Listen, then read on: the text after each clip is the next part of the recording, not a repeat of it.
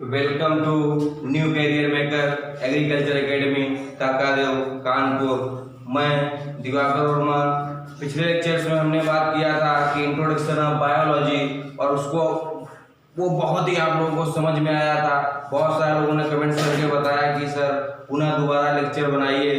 तो मैं आज बहुत ही मस्ट, बहुत ही इम्पोर्टेंट, बहुत ही दमदार टॉपिक की बात करने वाले हैं। आज हम बात करेंगे power of hydrogen, pH scale, जिसे कहते हैं पीएच पैमाना। बहुत ही दमदार टॉपिक है, कड़ाकेदार, मजेदार। आईसीआर, पीएचयू, यूपी कैडेट, जितने भी आल एग्जाम होते हैं एग्रीकल्चर के, सभी के लिए यह टॉपिक बहुत ही मस्ट है। और क्वेश्चन 100% आएगा। जितनी हम बात करेंगे क्वेश्चन पक्का वही पूछा जाएगा। आप देख लीजिए कि पीएच स्केल को कहते हैं पावर ऑफ हाइड्रोजन, पीएच पैमाना। पीएच पैमाना जो सर्वप्रथम एक डेनिश वैज्ञानिक थे, डेनिश केमिस्ट साइंटिस्ट वैज्ञानिक थे, जो कि डेनमार्क के रहने वाले थे। किस देश के? डेनमार्क के निवासी थे, जिनका नाम था एसपीएल सोरेनसन। जिनका नाम था एसपीएल सोरेनसन। कई बार एग्जाम में पूछ लिया था कि एसपीएल का फुल फॉर्म क्या है, तो एसपीएल को कहते हैं सोरेन पीटर लोटरेज सोरेनसन। और जो कि पीएच स्केल दिया था इन्होंने 1909 में। कब दिया था? 1909 में। और पूछा जाता है, आप पूछ ले कि एसपीएल सोरेनसन जी कहाँ के निवासी थे, तो आंसर होगा डेनमार्क। आंसर क्या होगा? डेनमार्क। अब बात करेंगे कि हम पीएच की जो डिफिनीशंस है, परिभाषा है। देखो डिफिनीशंस क्या करते हैं, आप लोगों को याद नहीं करना है। क्या करना है? याद बिल्कुल भी नहीं करना है, रटना नहीं है। देखो फार्मूले में ही डिफिनीशन छिपी हुई है। कह रहा है देखो, negative logarithm of hydrogen ion concentration is known as pH, is known as pH. यहाँ पे देख लेंगे पीएच इक्वल टू, देखो आप सीधे सीधे कह रहा है negative logarithm of hydrogen ion concentration is known as pH. साफ साफ यहाँ पे दर्शाया गया है कि pH equal to negative logarithm of hydrogen ion concentration is known as pH. और ये दूसरा ये भी देखो वही चीज लिखी हुई है। तो ये फार्मूले कभी कभी डायरेक्ट पूछ लिए जाते हैं, बहुत ही मस्त है, बहुत ही मस्त है। इनको टिक कर लीजिएगा। Very important question for ICR, UP cadet and BHU. अब बात करेंगे कि पीएच स्केल क्या चीज होती है। तो देखो यहाँ पे मैंने दो टॉपिक बहुत ही महत्वपूर्ण इंपॉर्टेंट बिंदु उठाए हुए हैं। नंबर 1 की हम बात करेंगे कि पीएच दर्शाता है। अब आपको पता होना चाहिए पीएच क्या दर्शाता है। पीएच क्या दर्शाता है? जो कि पीएच दर्शाता है, आंसर क्या होगा? पीएच दर्शाता है कि कोई भी चीज अम्लीय है या उदासीन है या क्षारीय है। अगर क्वेश्चन पूछा जाए कि पीएच दर्शाता है अम्लीयता, क्षारकता, उदासीनता या लवणता, तो आंसर होगा इनमें से सभी। पीएच यही चीजें दर्शाता है। पीएच क्या दर्शाता है? अम्लीय है वस्तु या उदासीन है या क्षारीय है। तो ये चीज आपको पता होनी चाहिए। तो दूसरा पॉइंट बनता है, ये जो चीज आपको पता चल गई। अब अगला पॉइंट बनता है रीडिंग। अगला पॉइंट बनता है रीडिंग, कि पीएच स्केल पर रीडिंग कितनी होती है। पीएच स्केल पर रीडिंग कितनी होती है, मतलब कि कितने नंबर छपे होते हैं। जिस प्रकार से थर्मामीटर में 95 से लेकर के 110 फ़ारेनहाइट लगभग में इतना छपा होता है जिस पर थर्मामीटर पर। और यहाँ पर उसी प्रकार से, जस्ट उसी प्रकार से जो पीएच रीडिंग होती है, पीएच स्केल होती है, उस पे रीडिंग कितनी होती है? 0 से 14, 0 से 14 कॉलम कटे होते हैं। जिस प्रकार से आपकी पटरी सभी लोगों ने देखा होगा, स्केल जिसको बोलते हैं, उसी प्रकार से इसमें खाने कितने होते हैं? 0 से 14। अब बात करेंगे कि 0 से 14 के बीच में 0 क्या दर्शाता है? 0 क्या दर्शाता है? 0 दर्शाता है कि वस्तु अत्यधिक अम्लीय। 0 दर्शाता है, वह पूछा जाएगा बताइए निम्नलिखित में से पीएच स्केल पर 0 दर्शाता है, तो आंसर होगा अत्यधिक अम्लीय, बहुत ही अम्लीय होगा।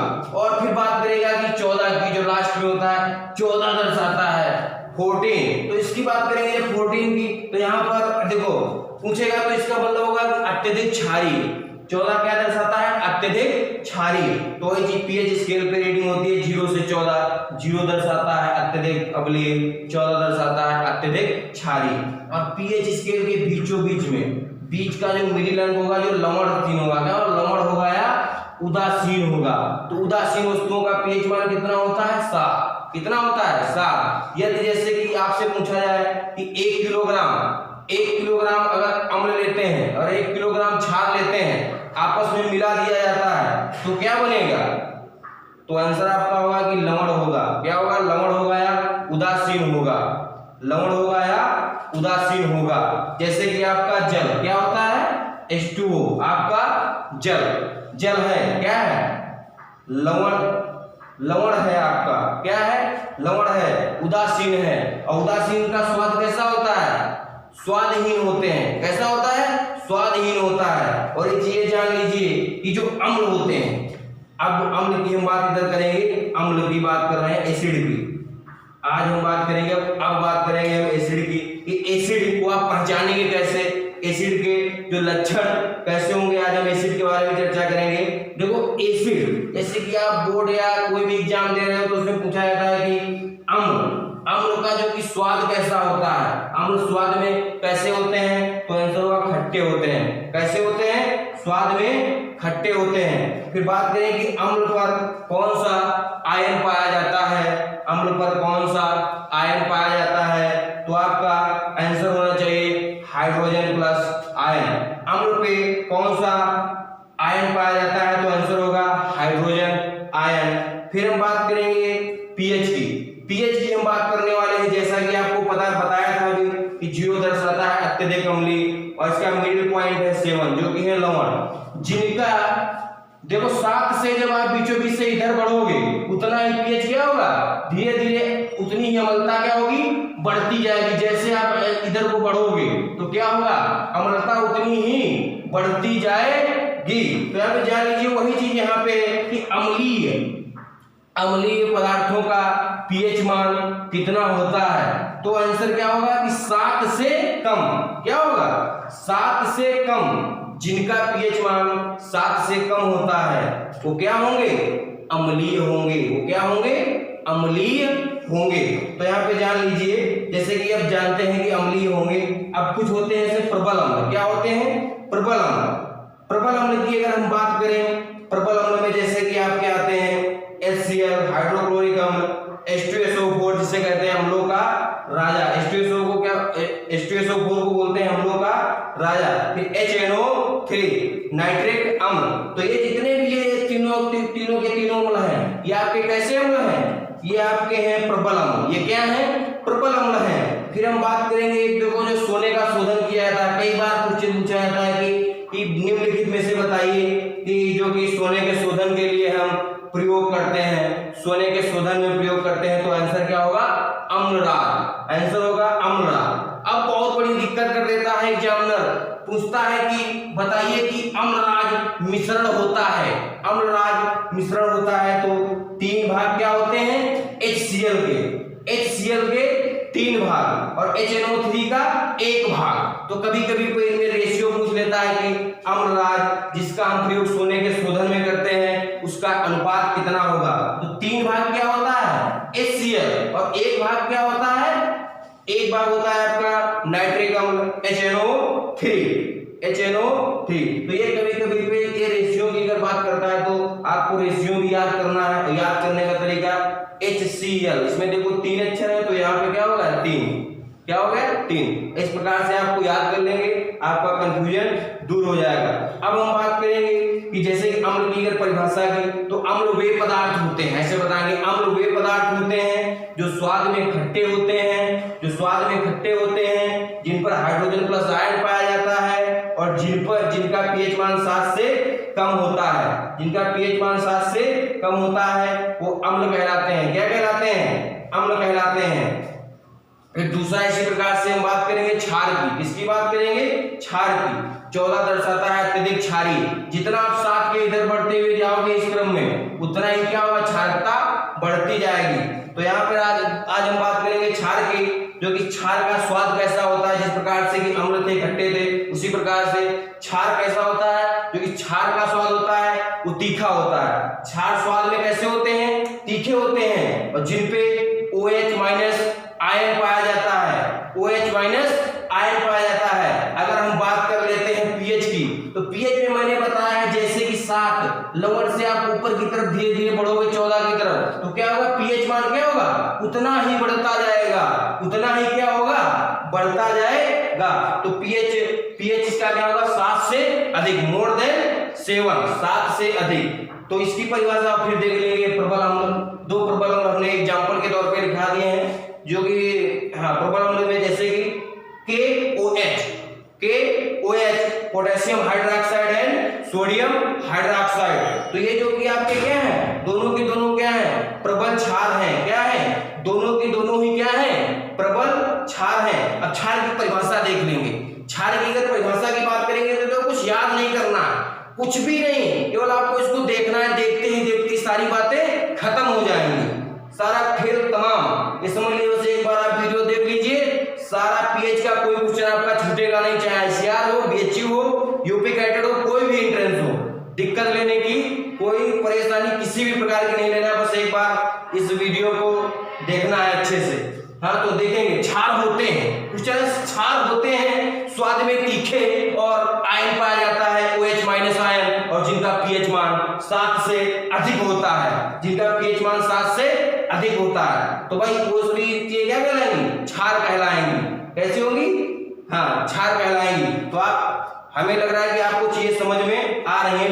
अब देखो एक बहुत बड़ी चीज और बन गई, ये तो आपको पता चला कि अम्ल और क्षार में, और एक भी होता है लिटमस पेपर प्रभाव, मतलब अम्ल और क्षार पर लिटमस पेपर का क्या प्रभाव पड़ता है, जो कि बहुत ही मस्त क्वेश्चन बनता है कि अम्ल के ऊपर जब हम जैसे नीला लिटमस पेपर अगर हम लेंगे तो उस पे हम अम्ल डालेंगे तो किस कलर का रंग देता है, तो आंसर होगा लाल, आंसर होगा लाल। तो इधर आप लोग देख लीजिए, मैंने लिखा है लिटमस पेपर प्रभाव, मतलब लिटमस पेपर पर क्या इफेक्ट पड़ता है, लिटमस पेपर पर क्या इफेक्ट पड़ता है। तो इसका कुछ फंडा है, एक बार अरे बाप रे बाप रे बाप। एक गांव की कहावत है कि गांव में लोग कहा करते हैं कि अरे बाप रे बाप। तो इसका अरे का मतलब है ए का मतलब है एसिड, ए का मतलब है एसिड, और बाप का मतलब है ब्लू मीन्स नीला, और रे का मतलब है रेड। तो यहाँ पे वही चीज है कि अम्ल है, अम्ल अगर जैसे कि आप नीला लिटमस पेपर लेते हो, उस पे अम्ल डालते हो तो कैसा कलर देगा, लाल। तो पूछेगा कि अम्ल नीले लिटमस पेपर को क्या करता है, लाल करता है, अम्ल नीले लिटमस पेपर को क्या करता है, लाल करता है। उसी प्रकार से बी फॉर क्या है, बेस का मतलब क्षार क्या करता है, लाल लिटमस पेपर को क्या करता है, नीला करता है, लाल लिटमस पेपर को क्या करता है, नीला करता है। तो आपका लिटमस प्रभाव भी यहाँ पे खत्म हो गया। क्वेश्चन पूछेगा कि जो कि नीले लिटमस पेपर को अम्ल क्या करता है, तो आंसर होगा लाल। और फिर बात करेंगे कि क्षारी में उसी प्रकार से क्षार में हम बात करते हैं, तो यहाँ पे बस देख लेना आपको कि जो क्षार होता है, लाल लिटमस पेपर को क्या करता है, नीला करता है, लाल को क्या करता है, नीला करता है। तो फंडा आपको याद कर लेना, ये ट्रिक आपको याद करनी है कि अरे बाप रे बाप। ओके, ये चीज आपको समझ में आई होगी। फिर हम बात करेंगे कि इसके बाद में हम बात करने वाले हैं कि कुछ जीव विज्ञान के या कुछ पीएच मान, कुछ महत्वपूर्ण जो पीएच मान है हम उनकी अब बात करेंगे। इधर आप लोग सभी लोग देखिएगा, कुछ महत्वपूर्ण पीएच मान, कुछ महत्वपूर्ण पीएच मान। जैसे कि बात करेंगे रक्त की, ब्लड की हम बात करते हैं। अगर हम बात करें ब्लड की तो रक्त का पीएच मान कितना होता है, 7.4। बहुत इंपॉर्टेंट पूछा जाएगा निम्नलिखित में से रक्त का पीएच मान होगा, बहुत सारे ऑप्शन दिए होंगे, लेकिन क्या होगा आंसर 7.4। फिर इसी प्रकार से दूसरा है वेल या स्पर्म का पीएच मान होता है, तो आंसर होगा क्या 6.7, आंसर होगा 6.7। फिर इसी प्रकार से बात करेंगे मूत्र के पीएच की मान की, तो उसका होगा 6.4। अब ये तीनों के तीनों बहुत ही मस्त हैं भाई, रखा है सीधा क्वेश्चन आपको यूपी कैटेड में सीधा ऐसे ही पूछ लेगा, और आपको ये चीज याद करनी है, डायरेक्ट सीधा ऐसे ही पूछेगा निम्नलिखित में रक्त का पीएच मान है तो 7.4। आपको नहीं कितना भी घुमाए, लेकिन आपको घूमना नहीं है। फिर इसी प्रकार से बात करेंगे जल की, जल का पीएच मान होता है, तो जल का पीएच मान कितना होगा, 7 होगा। कितना होगा, 7 होगा। फिर रंध्र होते हैं, स्टोमेटा होते हैं। जो स्टोमेटा जो कि खुलते हैं, क्या होते हैं, पत्तियों पर, तने पर, जड़ पर, जैसे पत्तियों के ऊपर पाए जाते हैं। तो स्टोमेटा जब खुलते हैं तो खुलने के समय उनका पीएच मान कितना होता है, 7, और बंद होने के समय 5। ये चीज जरूरी याद रखनी, बंद की बात कर रहा है या खुलने की बात कर रहा है। अगर खुलने की बात करें तो उसका आंसर होगा 7, अगर बंद होने की बात करें तो उसका आंसर होगा 5। कोई कंफ्यूजन नहीं होना चाहिए। फिर उसी प्रकार से शहद, क्या कहता है, शहद, शहद अथवा दूध अथवा लार का पीएच मान होता है, लार का पीएच मान होता है। तो यहाँ पे देखो कंफ्यूजन नहीं होना, 6.6 से लेकर के 6.8 तक, इतना लगभग में क्या होता है, लार का और शहद का और दूध का पीएच मान होता है। और एक चीज और याद रखेंगे, यहाँ पर बहुत ही मस्ट है, क्योंकि यहाँ पे जो तैयारी करवाई जा रही है एग्रीकल्चर एग्जामों के लिए, एग्रीकल्चर के जितने भी एग्जाम्स हैं उन सभी को लेकर के, तो आप एग्रीकल्चर में फसलों से संबंधित होता है। तो एक चीज जान लीजिए कि सामान्य फसलों का पूछेगा, निम्नलिखित में से बताओ बेटा कि सामान्य फसलों का पीएच मान होता है, तो आंसर होगा 6.5 से लेकर के 7.5। इसको नोट कर लीजिए अपने बुक में, और हिस्ट्री को अभी के अभी इसको दिमाग में सेट कर लीजिए। पक्का ये बहुत ही इंपॉर्टेंट है कि पूछेगा निम्नलिखित में सामान्य फसलों के लिए पीएच मान होता है 6.5 से 7.5। और आमाशय रस का पीएच मान उसी प्रकार से, फिर से आमाशय रस का पीएच मान होता है 2.5 से 3। कितना होता है, 2.5 से 3 होता है। कितना होता है भाई, 2.5 से 3। तो ये चीजें आपको बिल्कुल समझ में आई होंगी।